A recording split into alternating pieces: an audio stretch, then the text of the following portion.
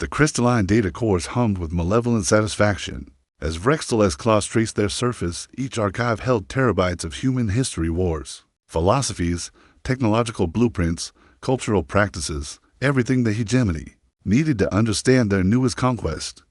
Fascinating creatures. Vrextel chittered to his subordinate, Kethmer. They fought each other more than they fought us. Look at this, over 6,000 years of documented warfare. The hegemony had swept through human space like a plague, consuming colony after colony. Earth's defenders had crumbled in mere weeks, their crude kinetic weapons useless against energy shields and plasma cannons. Now, 3 months after the planet's surrender, the hegemony's xenoarchaeologists picked through humanity's digital remains like scavengers. Sir Kethmer's mandibles clicked nervously. Some of these files are encrypted beyond our current capabilities. The quantum locks are unusual. Vrextel's 6 eyes focused on the subordinate. Unusual how?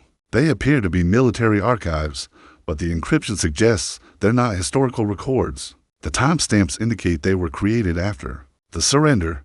A chill ran through Vrextel's exoskeleton. The humans had been disarmed, their leaders executed, their populations relocated to agricultural worlds. What could they possibly be planning? On the orbital station above Earth's scarred surface, Hegemony Administrator Quilexine reviewed casualty reports with growing unease. 17 facilities had experienced accidents in the past month. Power failures, atmospheric breaches, equipment malfunctions. Each incident killed between 5 and 50 hegemony personnel. Random system failures, his aide insisted. These humans built everything to minimum specifications. Infrastructure collapse was inevitable. But Quilexine wasn't convinced. He'd conquered 43 species in his career, and he knew the science of hidden resistance. The humans were too quiet, too compliant. Their leaders had died easily, as if they'd wanted to become martyrs. In the ruins of Geneva, former UN archivist Mira Kavanaugh descended into a hidden sub-basement that didn't exist on any hegemony scan. The room beyond was filled with servers, their cooling systems running on geothermal power the aliens couldn't detect. Dozens of humans worked in silence, their faces illuminated by holographic displays. Status report. Mira whispered to Dmitry Volkov, her second in command. Phase 1 is complete. We've successfully infiltrated 87% of their local networks. The Trojans are dormant, but ready. Dmitry's scarred face bore the marks of interrogation. He'd been one of the dead officials, extracted during his execution by agents who'd replaced his corpse with synthetic tissue. And the archives, they're taking the bait perfectly. Every file they decrypt gives them more confidence in their superiority. They're so focused on our past, they're ignoring our present. Mira smiled grimly. The hegemony had made a critical error. They'd assumed human archives were merely historical records. They couldn't comprehend that humanity had learned from its endless wars, that every conflict had been studied, analyzed, and transformed into doctrine. The encrypted files weren't history. They were blueprints for asymmetric warfare, refined by millennia of human experience fighting superior opponents, resistance cells, sabotage protocols, psychological operations, and most importantly the judgment protocols. Begin Phase 2. Mira ordered. Let them think they understand us. Above them, Vrextel's team had finally cracked another encryption layer. The files revealed detailed accounts of human insurgencies, from ancient guerrilla campaigns to modern cyber warfare. The xenoarchaeologist felt a growing unease as he read tactical manuals that seemed to anticipate every hegemony countermeasure. Sir, Kethmer's voice was tight with fear. These aren't historical documents. Look at the metadata, they're all tagged with our operational codes. Vrextel's blood turned to ice. The files described hegemony tactics with impossible precision, detailing weaknesses in their technology, blind spots in their surveillance, even psychological profiles of their command structure. How could humans know so much about their conquerors? The answer came in a simple text file labeled Welcome to Judgment. You're reading this because you've taken something that doesn't belong to you. You've studied our past, thinking it makes you wise, but you've made a fundamental error. You've confused our history with our nature. We are not the civilization you conquered. We are the civilization that learned from every defeat, cataloged every atrocity, and prepared for this moment. Judgment has begun. The text vanished, replaced by a countdown timer, 72 hours 0 minutes and 0 seconds, across the hegemony occupation force. Similar timers appeared on every screen, every display, every interface. The humans hadn't just surrendered, they'd been preparing, and now, their true war was about to begin. The hegemony's orbital command center descended into chaos as every system simultaneously displayed the countdown. Emergency klaxons shrieked while technicians frantically attempted to purge the viral intrusion from their networks. Impossible. Quill-Xionists for arms gestured wildly at the tactical displays. We control all communications. How did they coordinate? His chief of security, War Commander Thexel, studied the infiltration patterns with professional admiration and growing dread. They're using our own networks against us. Every data packet we've transmitted has been carrying dormant payload. Fragments. They've been building this virus inside our systems for months. The countdown reached 71 hours, 45 minutes, and 23 seconds when the first strike teams materialized. In the industrial sector of what had been Tokyo, hegemony forces guarding the converted factory suddenly found themselves under attack from directions that shouldn't exist. Plasma bolts erupted from ventilation shafts, maintenance tunnels, and seemingly solid walls. The humans had spent months mapping every hegemony patrol route, every blind spot, every moment of vulnerability. Sergeant Yuki Nakamura emerged from a sewage drain directly beneath a hegemony hover tank, her body sheathed in adaptive camouflage that bent light around her silhouette. The shaped charge she carried through to kilometers of filth detonated against the vehicle's unarmored underbelly, turning it into a pillar of blue-white flame. Her team of 12 moved like ghosts through the industrial complex, their weapons jury-rigged combinations of human technology and salvaged alien components. They'd studied hegemony energy signatures for months, learning to disrupt shields with precisely tuned electromagnetic pulses. Target acquired, whispered Jin Watanabe through his throat mic. The hegemony communication ray dominated the complex's center, its crystalline structure pulsing with data streams. Destroying it would blind enemy forces across the entire district. But the aliens weren't helpless. War Commander Thexel's forces had survived the initial surprise through brutal efficiency. The hegemony's individual soldiers were stronger, faster, and better armed than any human. Their energy weapons could slice through steel like paper, and their powered armor could shrug off small arms fire.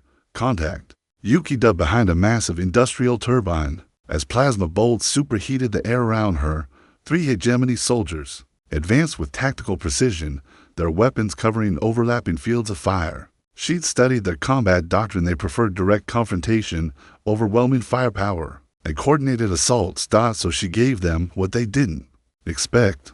The industrial complex's power grid had been rigged with human modifications. At Yuki's signal, magnetic pulse generators hidden throughout the facility discharged simultaneously. The hegemony soldiers' weapons shut down, their armor systems failed, and emergency lighting cast dancing shadows across the complex. Yuki's team struck from 12 different positions simultaneously. Crossbow bolts, ancient human technology the aliens had never bothered to study, punched through gaps in their armor. Improvised explosives, triggered by simple chemical reactions, tore apart their formations. But the hegemony adapted quickly. More soldiers poured into the complex, these ones carrying hardened equipment immune to electromagnetic interference. Their commander, a scarred veteran named Vexstar, had fought on 17 worlds. He recognized guerrilla tactics when he saw them. Seal all exits. He ordered through his suit's short-range communicator. These mammals want to play hide-and-seek in their own warren. We'll demonstrate why that's a poor strategy. The battle became a vicious game of cat and mouse through the complex's labyrinthine interior. Hegemony forces moved in tight formations, their energy weapons lighting up corridors like deadly aurora.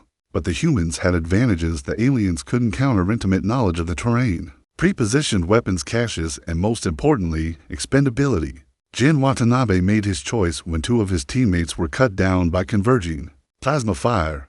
He'd been a software engineer before the invasion, writing code for entertainment systems. Now he carried 15 kilograms of high explosives wrapped around his torso. Mira, he whispered into his communicator, tell my daughter I remembered her birthday present. He sprinted toward the communication array, drawing fire from 6 different directions. Plasma bolts seared his legs, his shoulder, his back.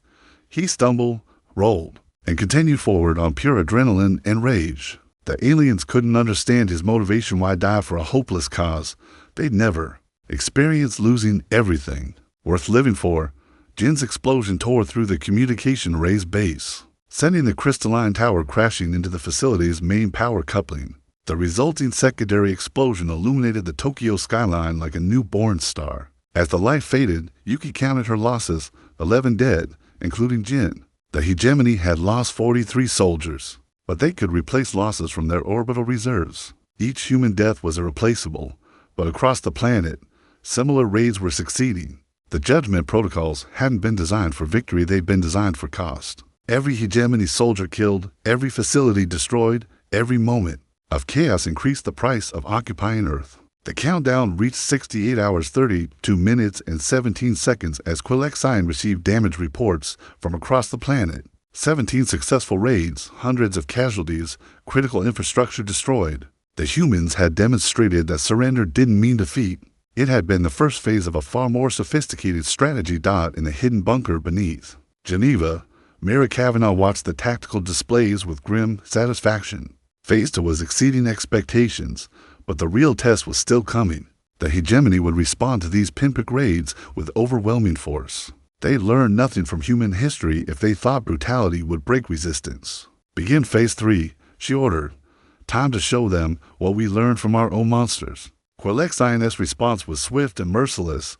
Within hours of the coordinated attacks, hegemony orbital platforms rained destruction on 17 human population centers. Plasma beams carved through residential districts like surgical knives, while atmospheric bursts incinerated everything within kilometer-wide circles. Let them count their dead, the administrator declared to his assembled commanders. For every one of ours they kill, we'll eliminate 1,000 of theirs. But the orbital bombardment revealed the first crack in hegemony intelligence. The population centers they targeted were empty, evacuated weeks ago through tunnels and transport networks that aliens hadn't detected. Instead of civilians, the beams struck carefully prepared targets filled with industrial chemicals, nuclear waste, and biological agents. The resulting contamination cloud spread across 3 continents, turning vast regions uninhabitable to hegemony forces. Humans, evolved from a world of environmental disasters, had developed resistance to many of the toxins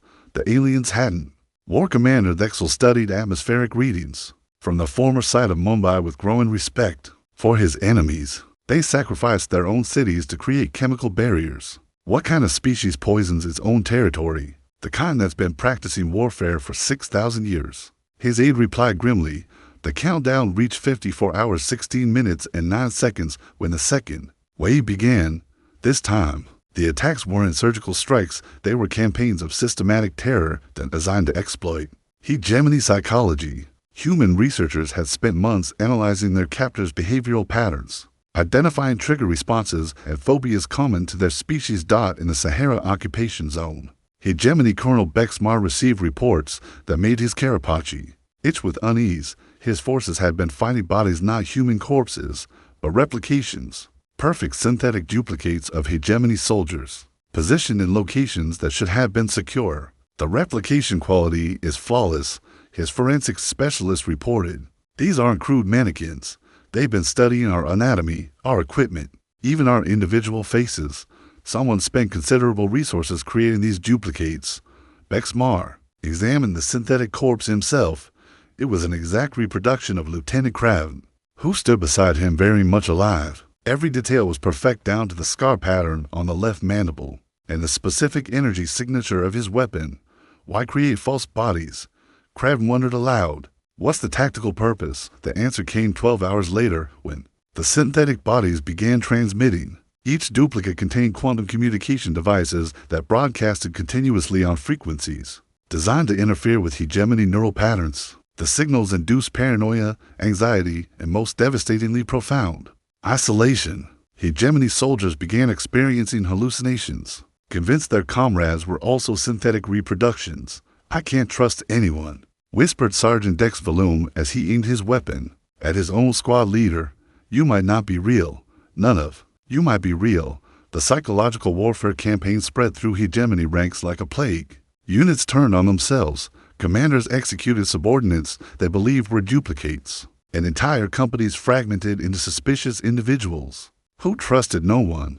But the humans paid a terrible price for their successes.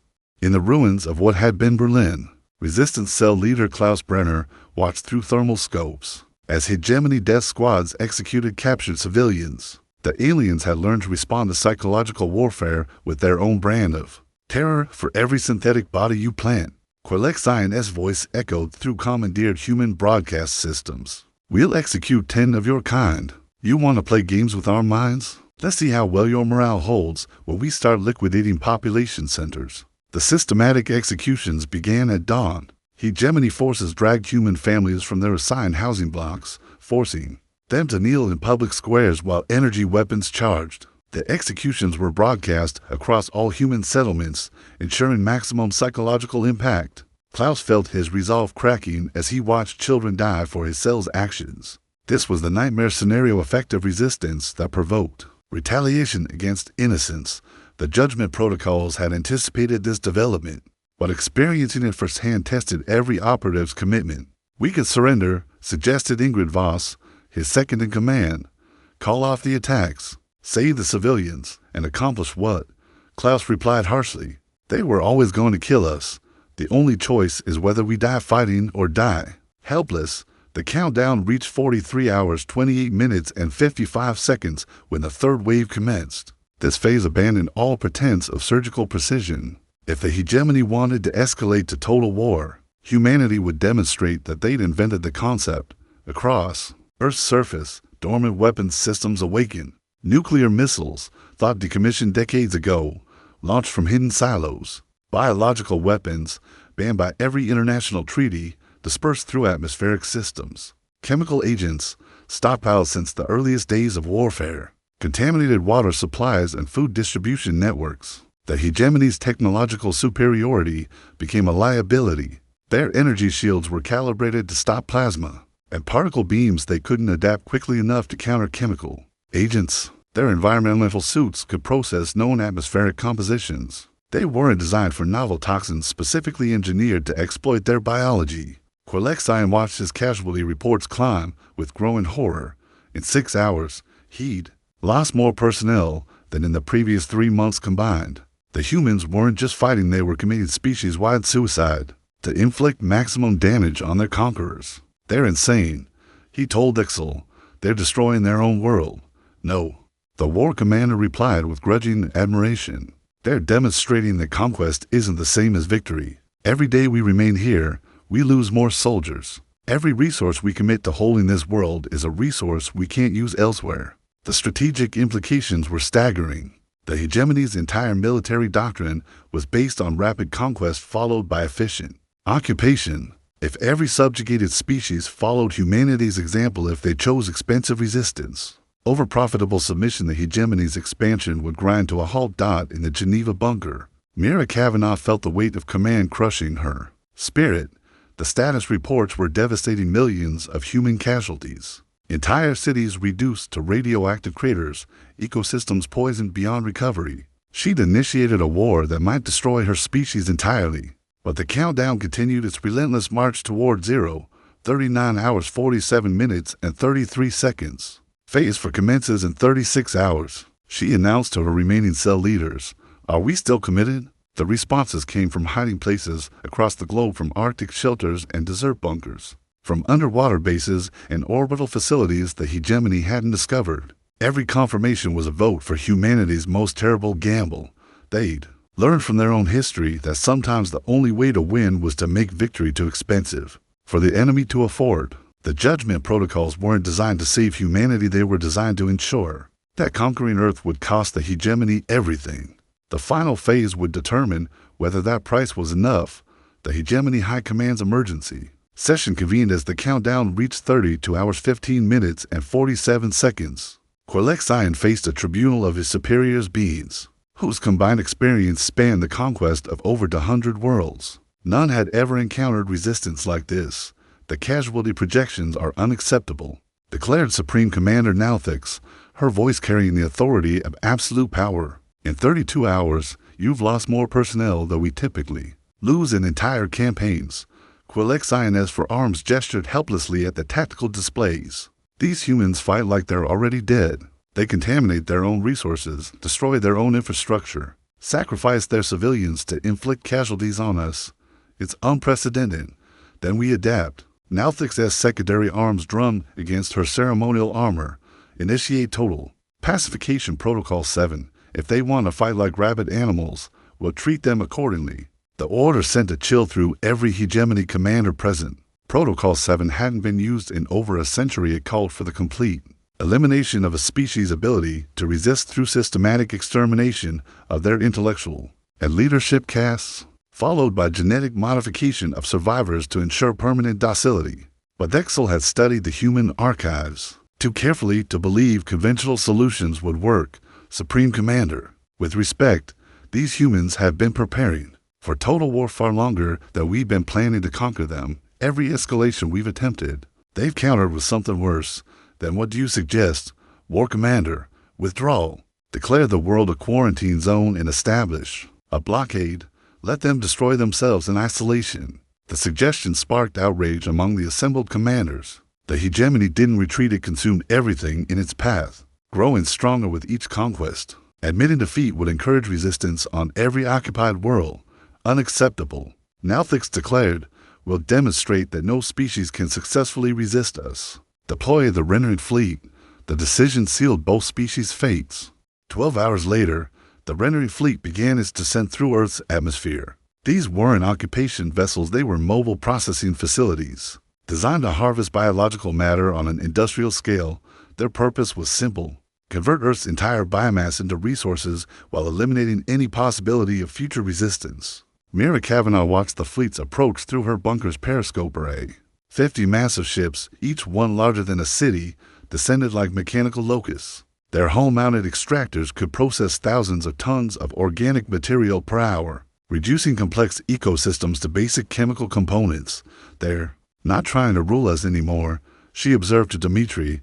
They're going to liquefy the entire planet. The countdown reached 18 hours 33 minutes and 12 seconds as the first rendering ship made contact with the Pacific Ocean. Extraction beams penetrated the water's surface, creating whirlpools dozens of kilometers wide. Marine life by the billions was drawn into processing chambers, reduced to component proteins and minerals. But the humans had planned for this too.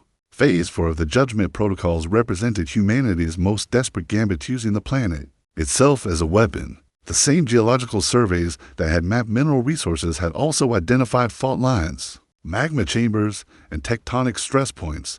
If the hegemony wanted to harvest Earth, they'd discover that some resources came with terrible costs. The first charges detonated beneath the Mariana Trench at precisely 16 hours 45 minutes and 7 seconds on a countdown. Military-grade explosives placed with surgical precision to stabilize tectonic plates that had remained stable for millions of years. The resulting earthquake registered 9.7 on human seismographs. But the earthquake was just the beginning. The tectonic disruption triggered a cascade of geological disasters. Dormant volcanoes awakened simultaneously across the Pacific Ring of Fire. Tsunamis, artificially amplified by precisely placed shaped charges, swept across ocean basins. Most devastatingly, the ocean floor ruptures exposed pressurized methane deposits that had remained trapped for geological epochs. The rendering ships found themselves harvesting not peaceful marine ecosystems, but a boiling cauldron of superheated water, toxic gases, and geological debris. Their extraction systems, designed for organic matter, couldn't process molten rock and high-pressure steam. Aboard extraction, screamed the command crew of rendering ship Kethmala. As their hull began buckling under thermal stress, the ocean is the transmission cut off as the ship's processing chambers exploded, showering molten metal across 100 square kilometers of ocean. 11 more rendering ships suffered similar fates as the humans' geological warfare turned Earth's very surface into a weapon. But the planet's children paid the ultimate price for their defiance. Coastal cities vanished beneath tsunamis engineered by their own species. Volcanic eruptions, triggered by human explosives, buried entire regions under ash and lava. The atmospheric contamination from burning industrial facilities created acidic clouds that killed everything they touched. Klaus Brenner's resistance cell was caught in the volcanic eruption that consumed Central Europe. The last transmission from his position was a simple message: tell them we chose how we died. Across the globe, similar last stands played out in miniature. Human resistance fighters, trapped by the geological disasters they'd unleashed, made final tactical choices that cost the hegemony dearly. They detonated nuclear facilities rather than let them be captured. They released biological weapons into their own positions to prevent alien forces from advancing. They turned their own deaths into weapons. The countdown reached 8 hours 17 minutes and 23 seconds as BlackHFY surveyed the devastation. Half his rendering fleet was destroyed or crippled. His ground forces were scattered and demoralized, and the planet's surface was becoming increasingly uninhabitable even for humans. They're committing species suicide, he reported to High Command, but they're taking us with them. The response was swift and final. Supreme Commander Nauthix ordered the deployment of atmospheric processors devices that would strip Earth's atmosphere entirely, making the planet uninhabitable to any known life form. As the processors descended through the toxic atmosphere, BlackHFY initiated the final phase of the Judgment Protocols. The countdown reached 0 hours 0 minutes and 0 seconds as she spoke into her communicator for the last time. All remaining cells, this is Command. Execute Omega Protocol. Let them know the price of making enemies of humanity. The final timer began. 6 hours 0 minutes and 0 seconds. The hegemony thought they'd won. They were about to discover that humanity's greatest weapon wasn't any technology or strategy, it was their absolute refusal to be conquered, even if it meant taking their conquerors into extinction with them. The atmospheric processors carved through Earth's toxic sky like chrome daggers, each one trailing superheated plasma that ignited the chemical-laden clouds. Supreme Commander Nauthix watched from her command vessel as her ultimate weapons began their work stripping away the planet's atmosphere molecule by molecule, leaving behind a sterile rock that could be safely processed for minerals. But the humans had saved their most terrible revelation for last. At 5 hours 47 minutes and 33 seconds on the final countdown, seismic stations across the galaxy detected something that shouldn't have been possible. Earth's rotational velocity was increasing. Impossible, breathed Hegemony Chief Science Officer Kexrel as she studied the readings. Planetary rotation doesn't change that rapidly without external influence. The answer came from deep within Earth's crust, where humanity had spent decades implementing their most audacious project. The same geological surveys that had mapped fault lines had also identified the planet's rotational dynamics. A network of precisely placed fusion charges, buried at optimal stress points, had been detonating in sequence for the past 6 hours. Each explosion, times of the microsecond, nudged Earth's rotation incrementally faster. The effect was cumulative, exponential, and utterly devastating. They're weaponizing angular momentum, Kexrel reported, her voice hollow with disbelief. If they increase rotational velocity beyond critical thresholds, the planet will tear itself apart. Nauthix's response was immediate and brutal. All ships, commence orbital bombardment. Target every remaining human facility. We'll stop this madness before they destroy our prize. The hegemony fleet opened fire with everything they possessed. Energy beams that could crack moons hammered Earth's surface, seeking to penetrate the deep bunkers where fusion charges continued their relentless countdown. Kinetic projectiles moving at significant fractions of light speed cratered entire mountain ranges. But the damage was already done. Each detonation had been carefully calculated to achieve maximum rotational effect while the planet could still hold together. The humans weren't trying to destroy Earth immediately, they were creating an unstoppable cascade that would take hours to reach critical mass. In the deepest bunker complex, BlackHFY felt the floor vibrating beneath her feet. As Earth's rotation accelerated, gravity was becoming unreliable. Objects fell at strange angles. Water pooled in impossible configurations, and the horizon seemed to twist like a living thing. Status report, she demanded of her remaining staff. 73% of fusion charges have detonated successfully, reported Elena Vasquez, her chief engineer. Current rotational velocity is increasing by 0.3% every 12 minutes. We'll reach critical threshold in approximately 4 hours. And the hegemony response? They're throwing everything they have at us. Orbital bombardment, atmospheric processors, direct surface assault. But the charges are too deep and too widely distributed. They can't stop them all. Above them, the largest battle in human history raged across Earth's dying surface. Hegemony assault ships, built like flying fortresses, disgorge armies of soldiers in powered armor. Their mission was simple: penetrate the human bunker networks and disable the fusion devices before the planet destroyed itself. But the humans had prepared for this final confrontation with meticulous brutality. The first wave of hegemony forces made planetfall near the former site of Moscow. Where intelligence indicated a major fusion complex, they encountered not desperate resistance fighters, but a carefully orchestrated killing field. The humans had spent months modifying the terrain, creating overlapping fields of fire, concealed weapon positions, and kill zones designed to maximize casualties. But more importantly, they'd abandoned any concern for their own survival. Major Alexei Petrov led the final defense of the Moscow complex with 57 volunteers men and women who volunteered to die buying time for the fusion charges. They had equipped themselves with weapons that prioritized stopping power over user safety, explosives that killed everyone within their blast radius, and tactics that treated human life as an acceptable expense. Remember, Petrov addressed his fighters as hegemony dropships descended like metallic rain. We're not trying to win.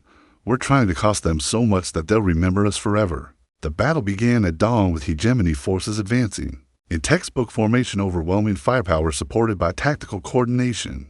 Their energy weapons carved through human defensive positions like tissue paper, while their armored soldiers shrugged off return fire that would have stopped armies. But the humans weren't fighting a conventional battle.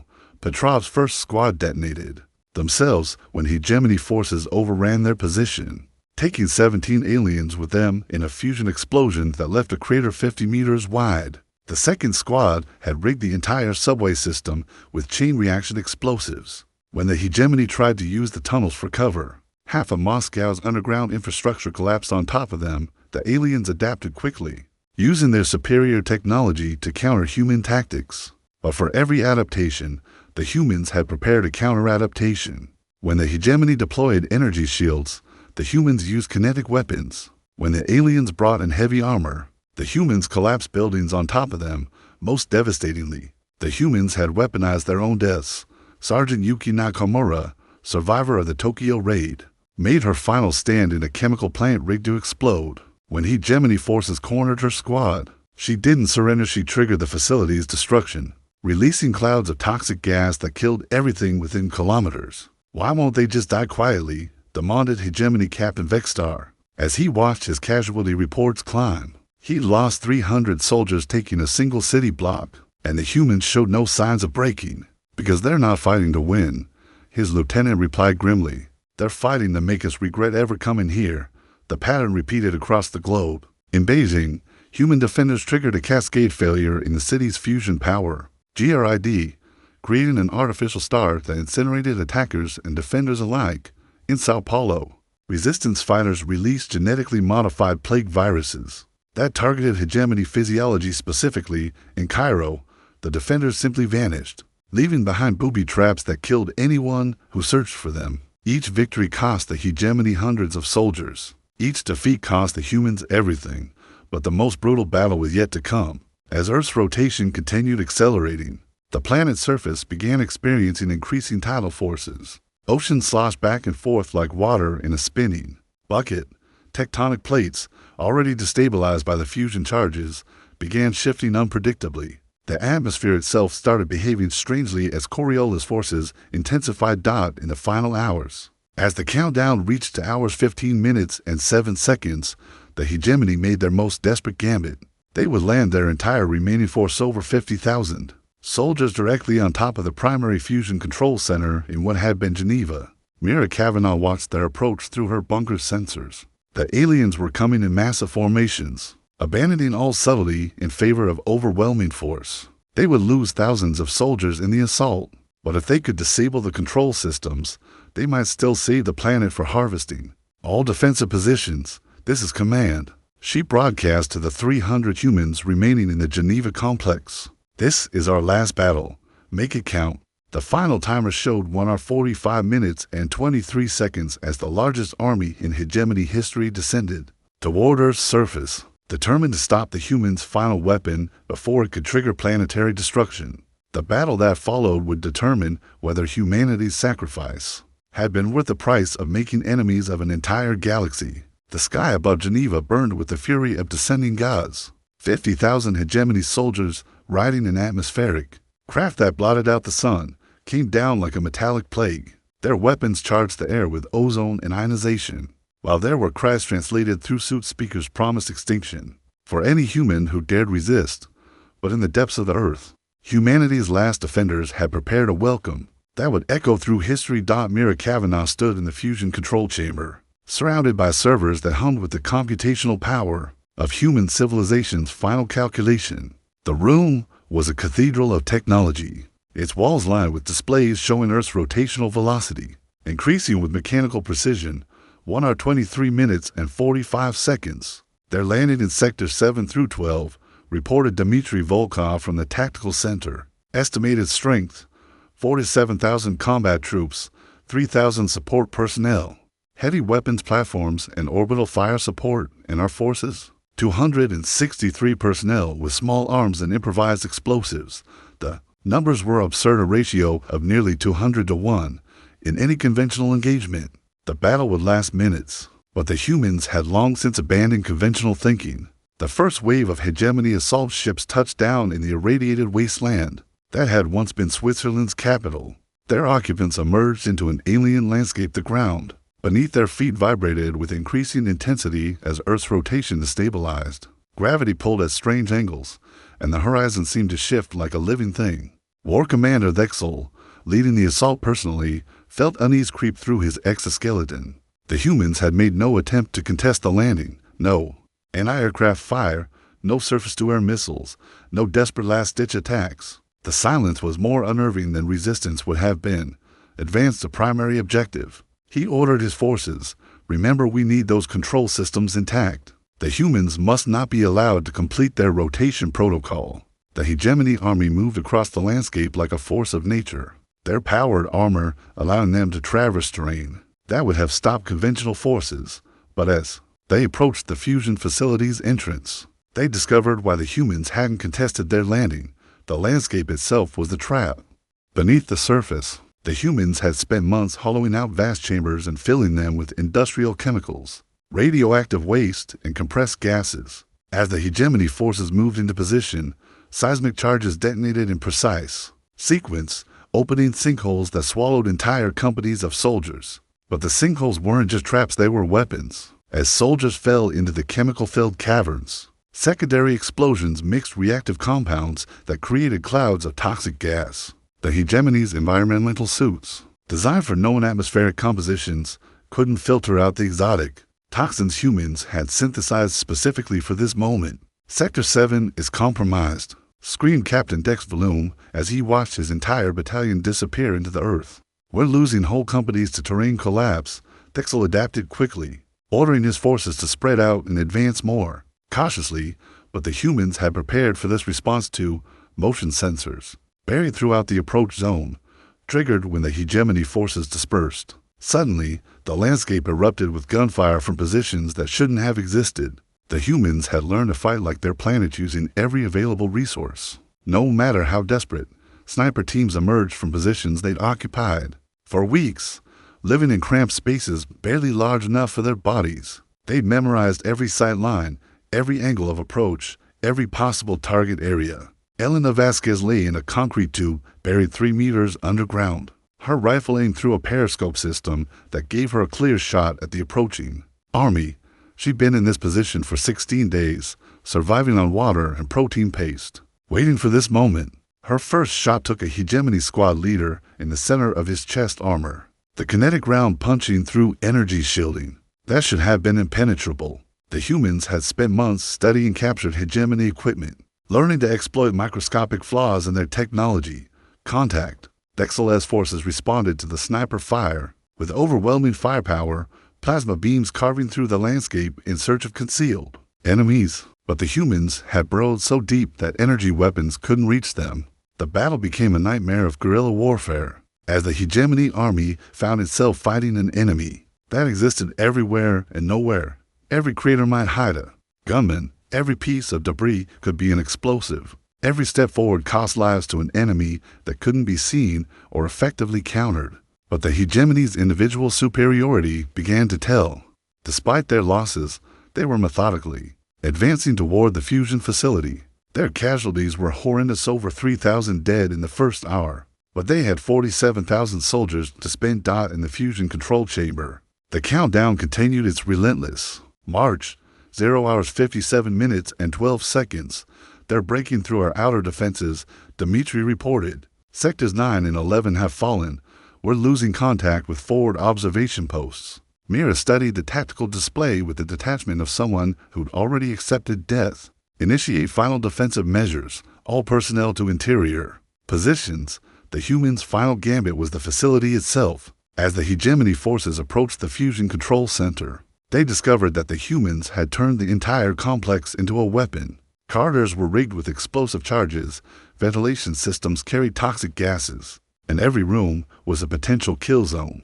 But more importantly, the facility was designed to ensure that any attempt to capture it would result in its destruction. Lieutenant Kravix led the first assault team into the complex's outer ring, his soldiers advancing through corridors that seemed to twist and shift around them. The humans had used every psychological trick they learned in 6 millennia of warfare: regular lighting, disorienting sounds, and architectural features designed to create stress and paranoia. "Something's wrong," whispered Sergeant Nextel, as his squad moved through a corridor lined with mirrors. "The reflections aren't matching our movements." The mirrors were screens displaying recorded footage, designed to make the soldiers question their own perceptions. But the real trap was beneath their feet pressure plates that triggered when the hegemony forces stopped to investigate the visual anomalies. The explosion killed 6 soldiers instantly and wounded a dozen more. But worse than the casualties was the psychological impact. The humans had weaponized the concept of reality itself, making their enemies question what they could trust. "Push forward," Kravix ordered. "Ignore the human tricks."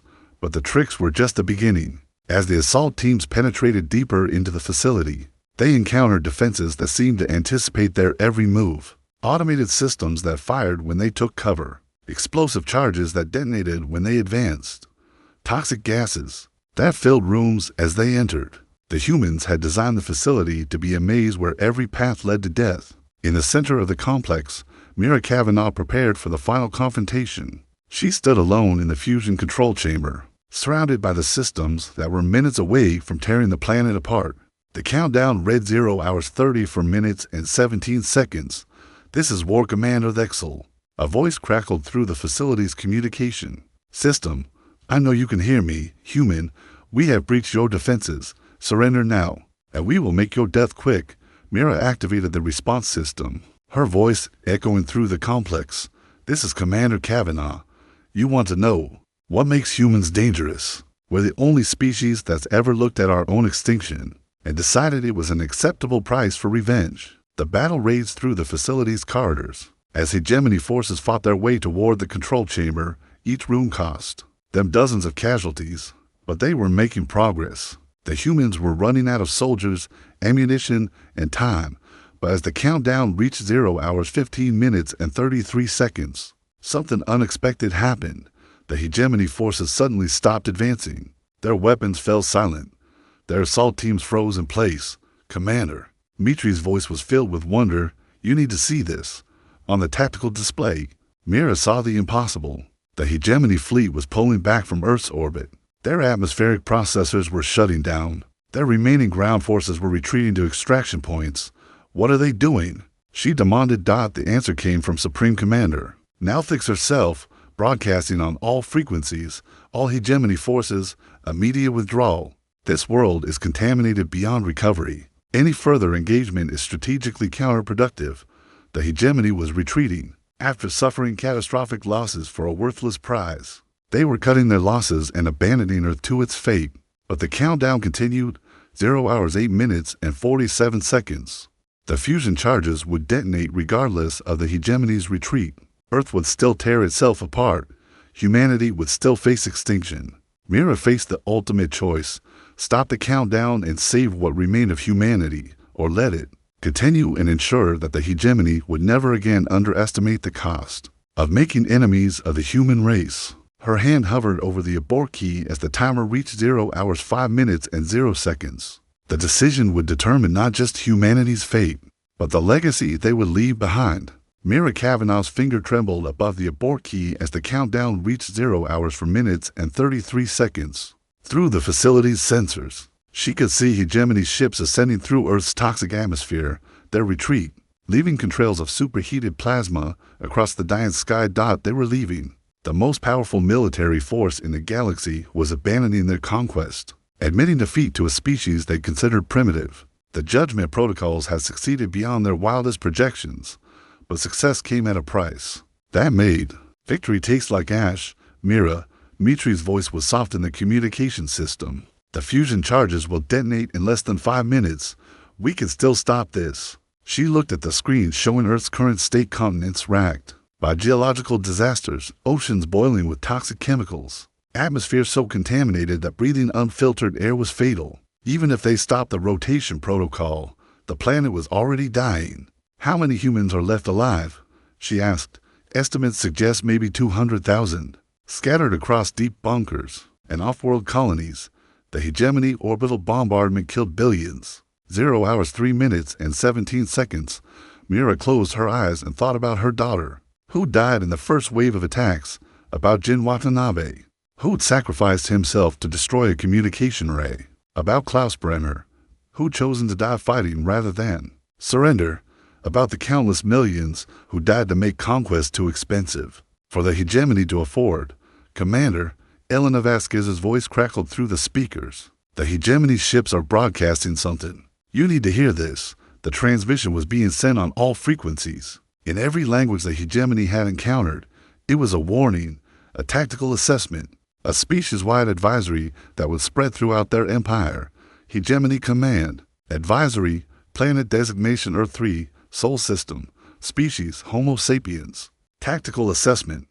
Conquest not recommended. Economic cost of occupation exceeds planetary value by factor of 47. Species demonstrates extreme resistance to subjugation. Willing to commit species-wide suicide to inflict casualties on occupying forces. Recommend quarantine status. Do not engage. The message continued, detailing humanity's tactics, their psychological warfare, their willingness to weaponize their own planet.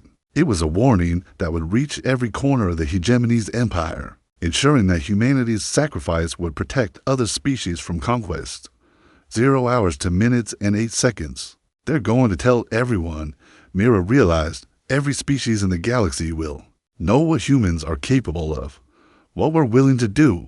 The strategic implications were staggering. The hegemony's expansion was based on the assumption that conquest was always preferable to extinction for subject species, but humanity had proven that some species would choose mutual destruction over subjugation. If other species followed humanity's example, if they chose costly resistance over profitable submission, the hegemony's entire imperial structure would collapse. The economic model that drove their expansion would become unsustainable. 0 hours 1 minute and 44 seconds. Mira. Mitri's voice was urgent. The rotation is approaching critical velocity. If we're going to abort, it has to be now. She looked at the tactical display showing the few remaining human settlements. Underground cities powered by geothermal energy. Orbital habitats that had survived the bombardment. Colony ships that had escaped the system before the invasion began. Humanity would survive. Scattered, diminished, but alive. They would carry the story of Earth's last stand to other worlds, other species. They would ensure that the galaxy remembered what happened when someone tried to conquer the human race. But Earth itself was already dead. The planet that had given birth to humanity was too contaminated to support life. The oceans were poisoned. The atmosphere was toxic, and the geological instability would take millennia to settle. 0 hours 1 minute and 12 seconds. The choice crystallized in Mira's mind with absolute clarity. She pulled her hand away from the abort key. 0 hours 0 minutes and 58 seconds. All stations, this is command. The countdown will proceed as planned. Earth dies today, but humanity survives, and the galaxy will remember. The responses came from bunkers across the globe from the survivors who'd chosen to remain on Earth for this final moment. They understood. They'd always understood. The judgment protocols had never been about saving Earth. They'd been about making Earth's destruction so costly that no other world would ever face the same fate. 0 hours 0 minutes and 33 seconds. Dimitri, Mira said quietly, transmit the final message. The broadcast went out on every frequency, aimed at the retreating hegemony fleet and the human settlements that would carry on their species' legacy. This is Commander Mira Kavanaugh, speaking for the human race. We could have surrendered quietly. We could have accepted slavery. We could have died without resistance. Instead, we chose to make ourselves too expensive to conquer. Let the galaxy remember, we are not victims. We are humanity, and we do not go gentle into that good night. 0 hours 0 minutes and 7 seconds. The final fusion charges detonated simultaneously at stress points, calculated to achieve maximum rotational effect. Earth's rotation accelerated beyond its structural limits, and the planet began to tear itself apart. The process was swift and terrible. Centrifugal force overcame gravitational cohesion, and Earth literally flew apart, continents separating, oceans boiling away into space, the atmosphere dispersing into the void. In less than an hour, the birth world of humanity became an expanding cloud of debris that would eventually form a new asteroid belt. But the message had been sent. The surviving hegemony ships broadcast the footage across their empire, a planet choosing self-destruct over conquest, a species willing to commit collective suicide to inflict casualties on their enemies. The images were more effective than any weapon, Earth dying in fire and fury, taking thousands of hegemony soldiers with it. The psychological impact was immediate and devastating. Across the hegemony's empire, subject species began to reconsider their submission. If primitive humans could inflict such costs on their conquerors, what could more advanced species accomplish? The first rebellion broke out on Kepler-4 to be within weeks of Earth's destruction. The aquatic glimmerfin had been peacefully harvesting kelp for hegemony food processors. When they received the human broadcast, they studied the tactical data, the psychological warfare techniques, the systematic escalation that had made Earth too expensive to hold. Their rebellion lasted 6 months and cost the hegemony over 10,000 soldiers. When it was finally crushed, the economic analysis showed that the glimmerfin homeworld had become unprofitable to maintain. Similar rebellions erupted across the empire. The crystalline collective of Tau Ceti turned their silicon-based physiology into a weapon, creating glass storms that shredded hegemony equipment. The hive worlds of Proxima Centauri coordinated swarm attacks that overwhelmed enemy formations. Through sheer numbers, each rebellion was inspired by humanity's example. Each one cost the hegemony more than they could afford to lose. Within 5 years, the hegemony's expansion had stopped entirely. Within 10 years, they began withdrawing from the most expensive worlds. Within 20 years, their empire had collapsed under the weight of maintaining control over species that no longer feared death more than slavery. The human survivors, scattered across the galaxy, became something unprecedented, a species defined not by conquest or territory, but by the memory of their homeworld sacrifice. They served as advisors to other species, teaching the tactics that had made Earth too expensive to conquer. On the colony world of New Geneva, a memorial was built to commemorate Earth's last stand. The inscription, carved in stone taken from the asteroid belt that had once been their homeworld, read simply, "Here lies Earth, birth world of humanity. She chose to die free rather than live in chains. Let the galaxy remember." The memorial became a pilgrimage site for species throughout the galaxy. They came to learn about the humans who weaponized their own extinction, who'd chosen mutual destruction over subjugation, who'd made themselves too expensive to conquer. The hegemony still existed, but they no longer expanded. They learned that some species couldn't be conquered, only destroyed, and destruction, they discovered, was often more costly than conquest was worth. In the end, humanity had achieved something unprecedented in galactic history. They'd won a war by losing it. Their defeat had been so expensive for their enemies that it had saved countless other species from the same fate. The judgment protocols had succeeded beyond their creators' wildest dreams. Earth was gone, but humanity's legacy lived on in every species that chose costly resistance over profitable submission. The galaxy had learned to fear not human strength, but human willingness to pay any price for freedom. And in the depths of space, where Earth's debris slowly orbited Sol, a simple message repeated endlessly on all frequencies, a warning, a promise, and a memorial. We are humanity. We do not go gentle into that good night. The stars themselves would remember Earth's final judgment.